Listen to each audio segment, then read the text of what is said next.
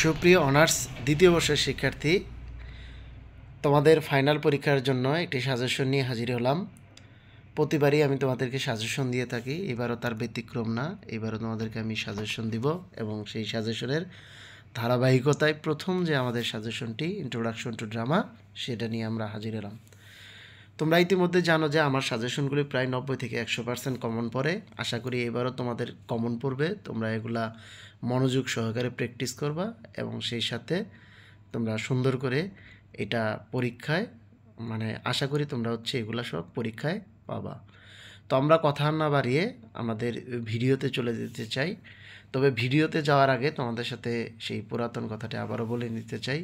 তোমরা যদি আমার চ্যানেলে নতুন হয়ে থাকো তাহলে অবশ্যই সাবস্ক্রাইব করবে, আর যদি পুরান হয়ে থাকো তাহলে অবশ্যই লাইক দিবে এবং ভিডিওটি অন্যদের মধ্যে শেয়ার করবে। তো এই সাজেশনটি হচ্ছে সাজেশন 2023, যদিও পরীক্ষাটা হচ্ছে 2025 সালে, অর্থাৎ যদিও হওয়ার কথা 24 সালে, কিন্তু আরও পিছিয়ে গেছে এবং এটা হচ্ছে 2024 সালে। আমাদের এই পরীক্ষাটা 25 সালে হচ্ছে। তো introduction to drama honours second ইয়ারের জন্য সাবজেক্ট করতে সবাই জানি আমরা 22/11/01, সেশন হচ্ছে 2021 এবং 22 সাল। তো প্রথমে আমরা পার্ট এর যে কোশ্চেনগুলো সেগুলো নিয়ে আসি। তো আমাদের প্রথমেই পার্ট এতে যে প্রথম যে প্রশ্নটি আছে সেটি হচ্ছে, who is the tragic hero of Oedipus the Rex? তো এটার অ্যান্সারটা সবারই জানার কথা। ইডিপাস দ্য রেক্সের ট্রাজিক হিরো হচ্ছে ইডিপাস নিজে। এরপর হচ্ছে হোয়াট ইজ স্পিংস? স্পিংস কি? স্পিংস মূলত হচ্ছে একটি দৈত্যের কথা বলা হচ্ছে এখানে, বা ডাইনি উইচের কথা বলা হচ্ছে। তো এরপর হচ্ছে 3 নম্বর প্রশ্ন, হু কিল্ড লেয়াস? লেয়াজের হত্যাকারীকে? এটারও উত্তর হচ্ছে ইডিপাস নিজেই এই হত্যাটা করেছিল। 4 নম্বর হচ্ছে, why did Oedipus go to Delphic oracle? Oedipus কেন ডেলফিক ওরাকলে গিয়েছিল? ডেলফিক ওরাকলে সে গিয়েছিল তোমার হচ্ছে তার যে নিজের ভবিষ্যৎ, সেই ভবিষ্যৎটি জানার জন্য। তার যে সম্পর্কে যে ভবিষ্যৎবাণী করা হয়েছিল, তিনি তার পিতাকে হত্যা করবেন এবং তার মাকে তিনি বিয়ে করবেন, এই ব্যাপারটা ক্লিয়ার হওয়ার জন্যই তিনি ডেলফিক ওরাকলে গিয়েছিলেন। 5 নম্বর হচ্ছে, হুইজ কুইন ম্যারোপি? কুইন ম্যারোপি হচ্ছে ইডিপাস, যে আমাদের রাজা ইডিপাসের পালিত মা। How did Oedipus blind himself? Oedipus নিজেকে কিভাবে হত্যা করেছিল, কিভাবে নিজেকে অন্ধ করেছিল? তো এটা হচ্ছে তার যে মা জোকাসটা, সেই জোকাসটার শাড়ির পিন, যেটাকে আমরা ইংলিশে ব্রোচেস বলি, সেই ব্রোচেস দ্বারা নিজের চোখ অন্ধ করেছিলেন। Why was Delphi famous for? Delphi কেন বিখ্যাত? ডেলফি বিখ্যাত তার ওরাকলের জন্য। 8 নম্বর প্রশ্ন হচ্ছে, হোয়ার ওয়াজ লেয়াস কিল্ড? লেয়াসকে হত্যা করা হয়েছিল কোথায়? এটা জায়গাটার নাম হচ্ছে ফোসিস, যেখানে ডেলফিক ওরাকলের রুট ফোসিসে, ফোসিস জায়গাটা এমন একটা জায়গায় 3 রাস্তার মাথায়, যেখানে থেকে একটি রুট গেছে ডেলফিতে, একটি গেছে কোরিন্থের দিকে, আর আরেকটি রুট হচ্ছে এই অ্যাথেন্সের দিকে, অর্থাৎ যে আমাদের যে ইডিপাসের যে এলাকা, যেখানে তিনি শাসন করতেন সেখানে। 9 নম্বর হচ্ছে, what is the hamartia or tragic flaw? Hamartia বা ট্রাজিক ফলো কি? হেমার্শিয়া বা ট্রাজিক ফলো হচ্ছে একটি ড্রামা বা একটি নাটকে যে চরিত্র থাকে, ট্রাজিক ক্যারেক্টার, সেই ক্যারেক্টারের যে দুষ্টার কারণে তিনি ট্রাজেডির শিকার হন, সেটাকে হেমার্শিয়া বা ট্রাজিক ফলো বলা হয়। 5 নম্বর হচ্ছে, হু ওয়াজ টেরেসিয়াস? টেরেসিয়াস সম্পর্কে সবার জানার কথা। টেরেসিয়াস ছিলেন ইজ এ ব্লাইন্ড প্রফেট। তারপর হু ওয়াজ ইডিপাসেস গ্রেটনেস? ইডিপাসের গ্রেটনেস কী ছিল? ইডিপাসের কাজটা কী ছিল? ইডিপাস সেই ডাইনিকে, যে রিডল, অর্থাৎ ধাঁধা দেওয়া যে ডাইনিটি, সেই ডাইনিটাকে হত্যা করে তিনি সিংহাসনে বসেছিলেন এবং এটাই ছিল তার সবচেয়ে বড় বা প্রধান কাজ। এরপর হচ্ছে, who's Jocasta? Jocasta was the wife of Laius এবং মাদার অফ ইডিপাস, যেটা পরবর্তীতে ভাগ্যের ফেরে বিবাহ করে যাকে। 13 নম্বর হচ্ছে, why did Oedipus blind himself? Oedipus কেন নিজেকে সে অন্ধ করেছিল? তো এই অ্যান্সারটা এরকম যে ইডিপাস আসলে তার যে নিজের চোখ, যে চোখে তিনি সেই জিনিস দেখছেন যেখান থেকে যিনি জন্মগ্রহণ করেছেন, সেই জিনিস। তো এই কারণেই তিনি নিজেকে অন্ধ করেছেন। Hmm did Oedipus spend the oracle sent to the oracle Apollo? কাকে পাঠিয়েছিলেন? এটার অ্যান্সার হচ্ছে ক্রিয়ন। তিনি ক্রিয়নকে ইডিপাস এই ওরাকল অফ অ্যাপোলোতে, মানে ওরাকলের জন্য পাঠিয়েছিলেন। হাউ ডিড জুকাস্টার ডাই, জুকাস্টা কীভাবে মারা গেছিল? জুকাস্টা হ্যাংড বাই হারসেলফ, মানে নিজেই সে ফাঁসিতে ঝুলে মৃত্যুবরণ করেন। Who are the chorus in Oedipus's Rex, Oedipus রেক্সে কোরাস কারা ছিলেন? কোরাস ছিলেন ওইখানকার যে ইল্ডারলি পার্সনরা ছিল, অর্থাৎ বয়স্ক লোকেরা, তারা ছিলেন ওই নাটকের কোরাস। 17 নম্বর হচ্ছে why did Oedipus flee from Corinth, Corinth থেকে সে কেন মানে করেছিল? তো ডেলফিক ওরাকলে যখন সে জানতে পারে সে তার বাবাকে হত্যা করবে এবং মাকে বিয়ে করবে, এবং ইডিপাস হচ্ছে ওই কোরিন্থের যে রাজা পলিবাস এবং মেরোপি, তাদেরকে সে সত্যিকারের পিতামাতা ভেবে সে ওখান থেকে মানে দ্রুত পলায়ন করে, যাতে সে তার এই ভাগ্যটাকে মানে পাশ কাটাইতে পারে। 18 নম্বর হচ্ছে what does Celia compare herself to prove her closeness to Rosalind, রোজালিনের প্রতি মানে সেলিয়া তার যে ঘনিষ্ঠতা এটা প্রকাশ করার জন্য সে কী করেছিল? এটা প্রকাশ করার জন্য সে হচ্ছে মানে রোজালিনের সাথে সে বনে চলে গেছিল। 19 নম্বর হচ্ছে why is duke senior in the forest of Arden, forest of আর্ডেনে কেন ডিউক অফ সিনিয়র ওখানে তিনি ছিলেন? তো এটা থাকার পিছনে কারণ হচ্ছে যে তার যে ছোটো ভাই ফেডারিক, সেই ফেডারিক কর্তৃক রাজ্য দখল হওয়ার পর ডিউক সিনিয়র কে এই বনে পাঠানো হয়, যেটার নাম হচ্ছে ফরেস্ট অফ আর্ডেন। 20 নম্বর হচ্ছে sweet are the use of adversity, explain the line. তো এই লাইনটা হচ্ছে আমরা অ্যাজ ইউ লাইক ইট নামের যে নাটক, সেই নাটকের একটি বিখ্যাত একটা লাইন, ওখান থেকে তোমরা ব্যাখ্যাটা পড়ে নিবা। 21 নম্বর হচ্ছে হুইজ প্রফেশনাল ফুল, প্রফেশনাল ফুল কে? প্রফেশনাল ফুল হচ্ছে এখানে আমাদের টাচিস্টোন নামের একটি ক্যারেক্টার থাকে, সে হচ্ছে একজন প্রফেশনাল ফুল। তারপর হচ্ছে what are the 7 stages in man's life, মানুষের জীবনে 7টি স্তর কি? তো এটাও একটি বড় প্রশ্ন, তোমরা একটু দেখে নিবা। তারপর who is duke senior, Duke senior ছিলেন রোজালিন্ডের বাবা, এবং ডিউক যে জুনিয়র বর্তমান যে রাজা ফেডারিক, সেই ফেডারিকের বড় ভাই। Why does duke Frederick banish Rosalind, রোজালিনকে সে কেন ব্যানিশ করেছিল? কারণ রোজালিন্ড হচ্ছে ডিউক সিনিয়রের যে শত্রুর যে পুত্র, অর্থাৎ রোলান্ডি বয়েজের পুত্র, আমাদের যে নায়ক ওরল্যান্ডো, সেই ওরল্যান্ডোর প্রেমে পড়েছিলেন রোজালিন্ড, এবং এই কারণেই আসলে ফেডারিক হচ্ছে তাকে বেনিশ করেছিল। 25 নম্বর হচ্ছে হুইস রৌলান্ডি বয়েস, রৌলান্ডি বয়েস ছিলেন ওই রাজ্যের একজন নামকরা ব্যক্তি, এবং আমাদের যে প্রধান চরিত্র, অন্যতম প্রধান চরিত্র ওরল্যান্ডো, সেই ওরল্যান্ডোর বাবা। 26 নম্বর হচ্ছে what does the forest of Arden signify, forest of Arden এখানে কি সিগনিফাই করে, অর্থাৎ কি বৈশিষ্ট্য রাখে? তো ফরেস্ট অফ আর্ডেন এখানে যে বিষয়টা সিগনিফাই করে সেটা হচ্ছে ফরেস্ট অফ আর্ডেনে যাওয়ার পর প্রত্যেকটা মানুষ নতুন করে আবার সৎ হয় এবং তারা মানে ভালো জগতে ফিরে আসে। তো এই কারণে আমরা ফরেস্ট অফ আর্ডেনকে মানে একটা কি বলি যে একটা পরিশুদ্ধতার প্রতীক মনে করি, যেটার মাধ্যমে আসলে সে সিগনিফাই করে নিজেকে যে সেখানে গেলে সবাই মানে নতুন রূপে জন্মগ্রহণ করে। What is a professional soldier, professional সোলজারকে যারা টাকার বিনিময়ে মানে যুদ্ধ করে তারা হচ্ছে প্রফেশনাল সোলজার। তো আমাদের আর্মস অ্যান্ড দ্য ম্যানের যে প্রধান ক্যারেক্টার ব্লান্সলি, উনি ছিলেন একজন প্রফেশনাল সোলজার। হু ওয়াজ ডন কুইজোটে, ডন কুইজোটে কি ছিল?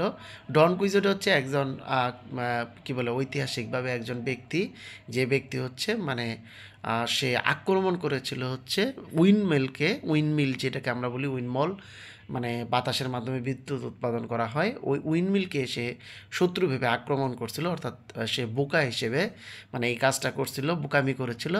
আর আমাদের আর্মস অ্যান্ড দ্য ম্যান নাটকে সার্জিয়াস যেহেতু এই ধরনের একটা বোকামি করেছিল, সে তার সৈন্যবাহিনী নিয়ে, অর্থাৎ পদাতিক বাহিনী নিয়ে সে কামানের বিরুদ্ধে যুদ্ধ করতে গেছিলো বোকা সেজে, তো এই জন্য তাকে ডন কুইজোটে বলা হয়। 29 নম্বর হচ্ছে why does Sergius decided to marry Louka, মানে এখানে এমটা আসে নাই, তো কেন সে মানে লৌকাকে বিয়ে করতে চেয়েছিল সর্বশেষ? তো যখন সার্জিয়াস মানে জানতে পারে যে আসলে রায়না তাকে আর ভালোবাসে না, এবং সে যে অপরাধ করেছে সেই অপরাধটাও সবার কাছে যখন ফাঁস হয়ে যায়, তখন সে লৌকাকে বিয়ে করে। 30 নম্বর হচ্ছে what according to Raina is higher love, higher love মানে রায়নার মধ্যে হায়ার লাভ কি, তাই না? তো এটা একটা বড় প্রশ্ন, তোমরা এই অ্যান্সারটা দেখে নিবা। 31 নম্বর হচ্ছে হোয়াট ইজ ক্যাভারলি চার্জ, ক্যাভারলি চার্জ কি? ক্যাভারলি চার্জ হচ্ছে পদাতিক বাহিনী, যারা মানে এদেরকে নর্মালি হচ্ছে আমরা পদাতিক বাহিনী বলি, যারা পায়ে হেঁটে যুদ্ধ করে, এদেরকে ক্যাভালরি চার্জ বলা হয়। এরপর হচ্ছে হুইজ লৌকা। লৌকা ছিলেন হচ্ছে আমাদের যে আর্মস অ্যান্ড দ্য ম্যান যে গল্পটি, সেই গল্পে পেটকফ ফ্যামিলি, সেই ফ্যামিলির একজন কাজের মহিলা ছিলেন হচ্ছে লৌকা। পরবর্তীতে তার বিয়ে হয় সার্জিয়াসের সাথে। 33 নম্বর হচ্ছে হোয়াট ইজ স্লিভনিৎজা। তো স্লিভনিৎজা হচ্ছে বুলগেরিয়ার একটা শহর, যেখানে আমাদের এই আর্মস অ্যান্ড দ্য ম্যান নাটকটা মানে সংগঠিত হয়েছিল। Who's chocolate cream soldier. Chocolate cream soldier কে ছিলেন? আর্মস অ্যান্ড দ্য ম্যান নাটকে ব্লান্সলি ছিলেন সেই বিখ্যাত চকলেট ক্রিম সোলজার। 35 নম্বর হচ্ছে what was written at the back of the photograph of রায়নার। রায়নার মানে ফটোগ্রাফে যে পিছন, সেই পিছনে কী লেখা ছিল? তো লেখা ছিল to my chocolate cream soldier as souvenir. 36 number হচ্ছে হোয়াট ইজ বাইরনিজম। বাইরনিজম কী বলা হয়? বাইরনের যে আদর্শ, সেই আদর্শকে ফলো করাকে বলা হয় বাইরনিজম। 37 নম্বর হচ্ছে why did Maurya go to the spring well. Spring well নামে একটি কূপ ছিল, একটি ঝর্ণা ছিল। সেই ঝর্ণাতে মৌরিয়া কেন গিয়েছিল? মৌরিয়া ওখানে পানি আনতে গেছিল। 38 নম্বর হচ্ছে how was Michael's dead body found. মাইকেলের ডেড বডি কীভাবে খুঁজে পাওয়া গেছিলো? মাইকেলের ডেড বডি খুঁজে পাওয়া গেছিলো মানে 9 দিন পর, এবং সেটা ছিল হচ্ছে মানে কাপড়ে মোড়ানো, এরকম অবস্থায় পাওয়া গেছিলো। তারপর হচ্ছে how was Michael's dead body found, এটা আমরা অলরেডি বললাম।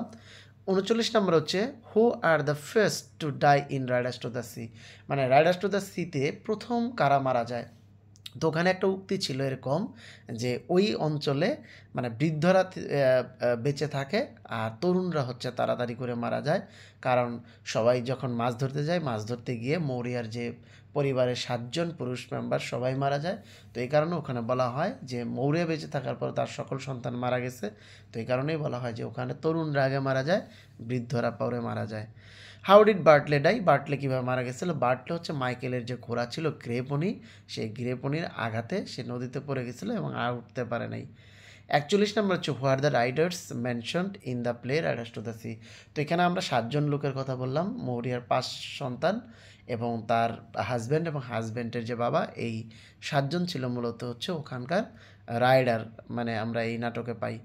এরপর ছিল what is Galway fair. Galway fair মূলত হচ্ছে একটা বাজার, মানে একটা সাপ্তাহিক হাট, যেখানে এই কনেমারা সহ আশেপাশের যে লোকজন ছিল তারা ওখানে সাপ্তাহিক বাজার করতে আসতো, ওই জায়গাটাকে বলা হয় গলওয়ে ফেয়ার। 43 নম্বর হচ্ছে where was the dead body of Michael found. মাইকেলের ডেড বডিটা কোথায় পাওয়া যায়? তো মাইকেলের ডেড বডি পাওয়া যায় হচ্ছে অনেক দূরের একটি মানে জায়গায়, যেটাকে আমরা বলি হচ্ছে কনেমারা নাম, এরকম একটা নাম। তো সম্ভবত আমি ভুলে গেছি, এটা একটা নাম আছে, তোমরা একটু দেখে নিও। 44 নম্বর হচ্ছে what does the holy water signify. Holy water বলতে এখানে ওই এক ধরনের ওয়াটার কথা, অর্থাৎ ওই যে স্প্রিং ওয়েলে যে পানি আনতে গেছিলো, সেই পানিটাকে মানে খ্রিস্টিয়ান মন্ত্রের দ্বারা পবিত্র করে ওটাকে বলা হয় হোলি ওয়াটার। তারপর 45 নম্বর হচ্ছে no man at all can be living for ever and we must be satisfied. হ্যাঁ, হু সেইজ দিস। তো এই উক্তিটা কে করেছিল? এটা হলো আমাদের রাইডার্স টু দ্য সি যে নাটক, সেই নাটকের সর্বশেষ মানে ইয়েটা। তো আমরা এইখানে তাই দেখতেছি যে এইটা কে করেছিল? এই উক্তিটা করেছিল হচ্ছে মৌরিয়া। 46 নম্বর হচ্ছে why didn't Bartley want to miss the boat to Connemara. কোনেমারাতে মানে সে কেন মানে যাওয়ার জন্য সে বোটটা মিস করতে চায় না? কেন বোটটা মিস করতে চায় না? কারণ ওই সপ্তাহে আর কোনো বোট ছিল না, তাকে যেতে হলে পরের সপ্তাহে যেতে হবে, তো সেটা অনেক বেশি দেরি হয়ে যাবে, এই কারণে সে ওটা মিস করতে চায় নাই। 47 নম্বর হচ্ছে how does Maurya console herself at the end of the play. Maurya ওই আমরা যে 45 নম্বর মানে প্রশ্নে যে উক্তিটি পড়লাম, no man at all can be living for ever, এই উক্তিটি করার মাধ্যমে নিজেকে সে সান্ত্বনা দেয়। 48 নম্বর হচ্ছে who consider himself to be a Christ figure, মানে কে নিজেকে একজন ক্রাইস্ট ফিগার হিসেবে মানে পরিচয় করিয়ে দিয়েছিল। আচ্ছা, এইটা হচ্ছে আমাদের যে আফ্রিকান ড্রামাটি, সেই ড্রামাটা থেকে the lion and the Jewel. তো তোমরা অ্যান্সারটা দেখে নিও। 49 নম্বর হচ্ছে হোয়াট ম্যাক্স বারোকা জেলাস। বারোকাকে কোন বিষয়ে জেলাস করেছিল? সিদি পুরাটা ম্যাগাজিনের সে কভার পেজে ছিল, এই বিষয়টা বারোকাকে জেলাস করেছিল। তো তারপর হচ্ছে আমাদের হুইজ সিদি। তো এখানে বানানটা আসলে মিস্টেক হয়ে গেছে। তো সিদি হচ্ছে আমাদের এই গল্পের মানে নায়িকা। 51 নম্বর হচ্ছে who's an illiterate goat in the lion and the Jewel. Lion and the জুয়েলের মধ্যে ইলিটারেট গোট কে ছিল? এটা হচ্ছে মানে অ্যাকর্ডিং টু নায়কের মতে এটা ছিল হচ্ছে আমাদের বারকা। এরপর হচ্ছে হোয়াট ইজ হারমেটন হচ্ছে একটা জায়গার নাম। How does Baroka seduce Sidi, বারকা মানে সিদিকে কীভাবে সিডিউস করেছিল, এটা হচ্ছে যখন সিদি হচ্ছে তাকে বলার জন্য সব কিছু বলার জন্য তার বাসায় আসে এবং তাকে জোর করে সে সিডিউস করে। What does Baroka foresee about the village সম্পর্কে সে কী দেখেছিল। তো এই ভিলেজটা যে মানে একটা সময় উন্নত হবে এবং মানুষজন তাকে মানবে না, এই বিষয়টা হচ্ছে সে কল্পনা করেছিল। ৫ নম্বর হচ্ছে what is the name of the ভিলেজের নাম কী ছিল, ভিলেজের নাম ছিল ইলুজিনলে। এরপর যে ৫৬ নম্বর হচ্ছে হোয়াট ইজ ওগান ছিল ওই যে গ্রাম, ইলুজিনলে গ্রামের যে দেবতা মানে অর্থাৎ পূজিত যে দেবতা, সেই দেবতার নাম ছিল হচ্ছে ওগান। এরপরে হচ্ছে আমাদের পার্ট বিতে আমরা শর্ট কোশ্চেনে চলে যাই। শর্ট কোশ্চেনে ১ নম্বর হচ্ছে provide a brief account of the encounter between Oedipus and Tiresias. Oedipus এবং টাইরেসিয়াসের মধ্যে যে কথোপকথন হয় সেই উত্তরটি এখানে চাওয়া হয়েছে। তো এরপর হচ্ছে আমাদের ২ নম্বরে হচ্ছে what was the prophecy of Tiresias about Oedipus সম্পর্কে মানে তার কী প্রফেসি ছিল, অর্থাৎ সে কী ধরনের মানে করেছিল, ভবিষ্যৎবাণী করেছিল। ৩ নম্বর হচ্ছে what role does fate play in the king Oedipus নাটকে ভাগ্য কী ভূমিকা রেখেছিল সেটার ব্যাখ্যা। ৪ নম্বর হচ্ছে write a short note on the Delphic oracle সম্পর্কে মানে একটা শর্ট নোট লিখতে বলা হয়েছে। ৫ নম্বর প্রশ্নটি হচ্ছে আমাদের অ্যাজ ইউ লাইক ইট থেকে comment on the significance of forest of Arden. তো এখানে বলা হয়েছে যে ফরেস্ট অফ আর্ডেনের গুরুত্বটা কতটুকু ছিল। ৬ নম্বর হচ্ছে how does Orlando save Oliver's life in the forest of Arden. মানে ওরল্যান্ডো এখানে অলিভার তার বড় ভাই যাকে সে পছন্দ করতো না, কিন্তু তারপরেও সে তার জীবন রক্ষা করে। মানে অলিভার যখন ঘুমাচ্ছিল তখন একটা সিংহ তাকে আক্রমণ করে বা টাইগার, সেটাকে হত্যা করার মাধ্যমে ওরল্যান্ডো হচ্ছে তার ভাইকে রক্ষা করে। Right a short note on the forest of Arden, একই কথা ফরেস্ট অফ আর্ডেন সম্পর্কে একটি শর্ট নোট লিখতে বলা হচ্ছে। ৮ নম্বর হচ্ছে what are the 7 stages in human life, মানুষের জীবনে 7টি স্তর কী। ৯ নম্বর হচ্ছে why is Arms and the Man called an anti romantic comedy, Arms and the ম্যানকে কেন একটা অ্যান্টি রোমান্টিক কমেডি বলা হয়। হ্যাঁ, তো তারপর হচ্ছে ১০ নম্বর হচ্ছে হোয়াই ডাজ ব্লান্সলি কম্পেয়ার সাজেস্ট ডন কুইজোটে, আমি এই প্রশ্নের উত্তরটা অলরেডি ব্রিফ প্রশ্নে বলে দিছি। ১১ নম্বর হচ্ছে how can Bluntschli be called an anti hero, আমরা তাকে কেন অ্যান্টি হিরো বলি, কারণ এখানে ব্লান্সলি হচ্ছে যে রাইনার যে রোমান্টিকতা সেই রোমান্টিকতাকে সে বাস্তবতায় ব্যাখ্যা করেছেন। তারপর হচ্ছে ১২ number explain Maurya as a tragic character, মৌরিয়াকে ট্রাজিক ক্যারেক্টার হিসেবে ব্যাখ্যা করতে বলা হচ্ছে। তারপর ১৩ নম্বর হচ্ছে what supernatural elements does James Synge use in his Riders to the সি-এ জন মিলিটন সিন্স কী ধরনের সুপারন্যাচারাল ঘটনাগুলো তিনি অতিপ্রাকৃত ঘটনাগুলো ব্যবহার করেছেন। ১৪ নম্বর হচ্ছে how is Riders to the C is universal drama, মানে রাইডার্স টু দ্য সি কীভাবে একটা ইউনিভার্সাল ড্রামা সেটার করতে বলা হয়েছে। ১৫ নম্বর হচ্ছে হো ওর what is being স্যাটারাইজড in Oli সোয়েঙ্কাস lion and the জুয়েলে কী বিষয়টাকে স্যাটারাইজড করা হয়েছে সেই বিষয়টা মানে অ্যান্সার চাওয়া হয়েছে। ১৬ নম্বর হচ্ছে how does Baroka seduce Sidi in the lion and the Jewel, তো এই প্রশ্নটা অলরেডি আমরা একবার বলছি এবং এটার উত্তরে বলার চেষ্টা করছি। What do you know about the life of the head ওয়াইফের জীবন সম্পর্কে তুমি কি জানো সেটা লিখতে বলা হয়েছে। তো তারপর আমরা পার্ট সিতে চলে আসছি। পার্ট সিতে হচ্ছে আমাদের যে বড় প্রশ্ন সেই প্রশ্নগুলি। ১ নম্বর প্রশ্ন হচ্ছে describe the role of chorus in King ইডিপাসে, মানে কোরাসের রোলটা এখানে কি সেটা ব্যাখ্যা করতে বলা হয়েছে। ২ নম্বর হচ্ছে would you consider Oedipus as a tragedy of fate or tragedy of character, মানে ইডিপাস কি একটা ট্রাজেডি অফ ফেট অথবা ট্রাজেডি অফ ক্যারেক্টার সেটা ব্যাখ্যা করতে বলা হয়েছে। ৩ নম্বর হচ্ছে sketch the character of Rosalind as one of the most brilliant women characters in Shakespeare, মানে উইলিয়াম শেক্সপিয়ারের যতগুলো ক্যারেক্টার এর মধ্যে রোজালিন্ড যে একটা অন্যতম ক্যারেক্টার সেটার ব্যাখ্যা চাওয়া হয়েছে বা বুদ্ধিমান ক্যারেক্টার। ৪ নম্বর হচ্ছে consider as you like it as a romantic comedy, as you like ইটকে একটা রোমান্টিক কমেডি হিসেবে ব্যাখ্যা করতে বলা হয়েছে। ৫ নম্বর হচ্ছে comment on the Shakespeare use of disguise in As you Like ইটে এই যে এত ছদ্মবেশ সেটার ব্যবহার সম্পর্কে জানতে চাওয়া হয়েছে। ৬ নম্বর হচ্ছে evaluate arms and the man as an anti romantic comedy, Arms and the man যে একটা অ্যান্টি রোমান্টিক কমেডি এটার ব্যাখ্যা চাওয়া হয়েছে। 7 নাম্বার হচ্ছে discuss Arms and the Man, মানে আলোচনা করতে বলা হয়েছে আর্মস অ্যান্ড দ্য ম্যানকে a satire on fools ideas about love and marriage, love and war, মানে ভালোবাসা এবং যুদ্ধ সম্পর্কে বুকার যে মতবাদ সেই মতবাদটার মানে এখানে সমালোচনা করা হয়েছে।